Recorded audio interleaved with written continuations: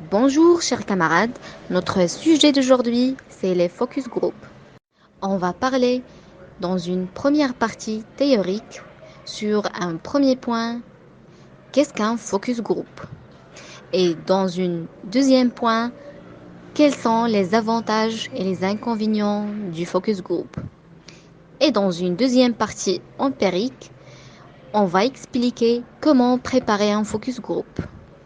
Je vais vous laisser avec notre camarade Monsieur Reda Lessel pour nous expliquer qu'est-ce qu'un focus group. Qu'est-ce qu'un focus group? Le focus group est une méthode d'entretien de recherche utilisée pour mener une étude qualitative. Le principe de focus group repose sur l'interrogation simultanée d'un groupe de 6 à 12 personnes en moyenne. L'objectif est de recueillir des informations en faisant émerger diverses opinions grâce au débat.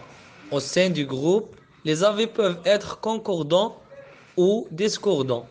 Cette technique met en relief les accords et désaccords d'un groupe d'individus au profit homogène ou hétérogène sur un sujet précis. Maintenant, on va découvrir quels sont les avantages et les inconvénients du focus group avec notre camarade Monia Ocean. Les avantages. Méthode efficace pour collecter les données qualitatives. Interroger différents répondants en même temps. Les répondants se questionnent, se contredisent et fournissent des arguments sur leur opinion. Facile de voir dans quel domaine les répondants sont ou ne sont pas d'accord entre eux. Les répondants trouvent souvent les discussions de groupe amusantes et intéressantes, peu coûteuses et flexible, sujet tabou souvent plus accessible dans un groupe de discussion. Les répondants peuvent avoir des expériences similaires et donc être plus enclins à s'ouvrir pour en parler. Les inconvénients. Le nombre de questions est limité à un maximum de 10 sujets par heure. Il est possible que certaines personnes parlent beaucoup et que d'autres se tiennent à l'écart. Les données collectées ne sont pas représentatives de l'ensemble du groupe. Des conflits peuvent survenir entre différents membres du groupe, des luttes de pouvoir ou à la recherche de statut au sein du groupe, risque que les répondants donnent des réponses socialement désirables. La confidentialité entre les membres du groupe peut être un peu complexe. Vous ne pouvez pas garantir que tout ce qui a été discuté restera au sein du groupe. Les résultats d'un focus group ne sont généralement pas généralisables. La validité externe est donc faible. On passe maintenant à la deuxième partie empirique pour expliquer la méthodologie. Il faut préparer votre focus group en suivant 4 étapes importantes. Premièrement, définir le type de focus group, c'est-à-dire un focus group homogène ou hétérogène en fonction de votre sujet de recherche. Deuxièmement, définir la technique de focus group, c'est-à-dire choisir entre le questionnement ou l'activité de groupe.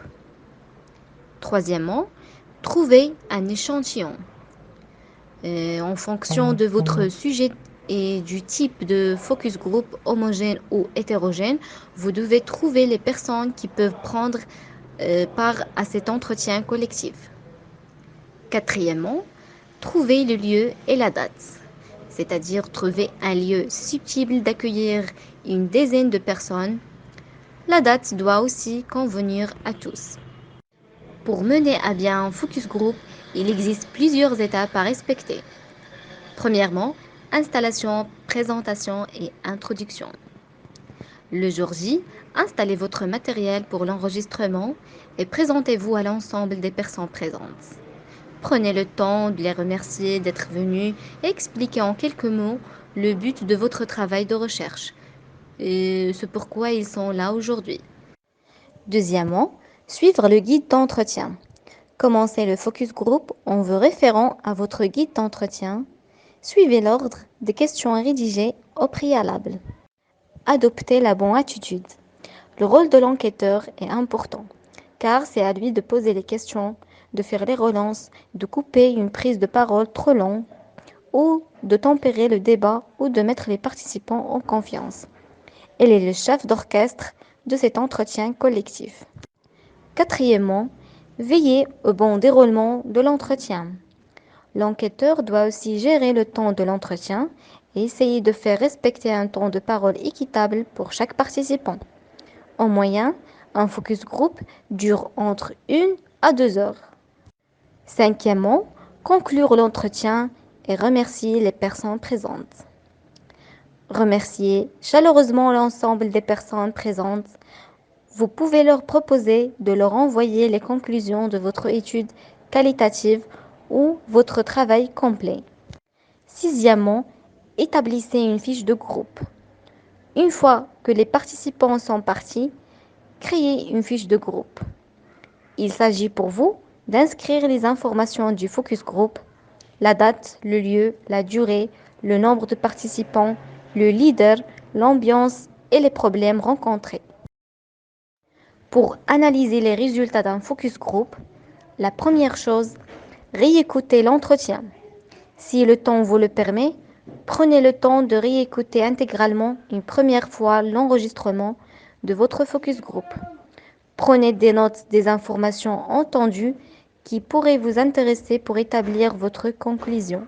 La deuxième chose, retranscrire le focus group. Le travail d'analyse se poursuit pendant la retranscription. En recopiant votre enregistrement, vous pouvez souligner les nouveaux éléments relevés. L'écoute d'une retranscription est plus lente pour pouvoir recopier que votre première écoute. Celle-ci peut vous permettre de faire émerger des informations passées à la trappe lors de la première réécoute. La troisième chose, établir un plan d'argumentation. À partir de la réécoute et de la retranscription, reprenez vos notes et les éléments soulignés. Vous pouvez les résumer et regrouper les réponses dans un tableau récapitulatif. Celui-ci doit ensuite vous aider à rédiger les grandes parties de votre développement. La dernière chose, rédiger la conclusion. À partir d'un tableau récapitulatif, vous pouvez commencer à construire votre conclusion. On vous remercie pour votre attention et on vous souhaite une bonne journée.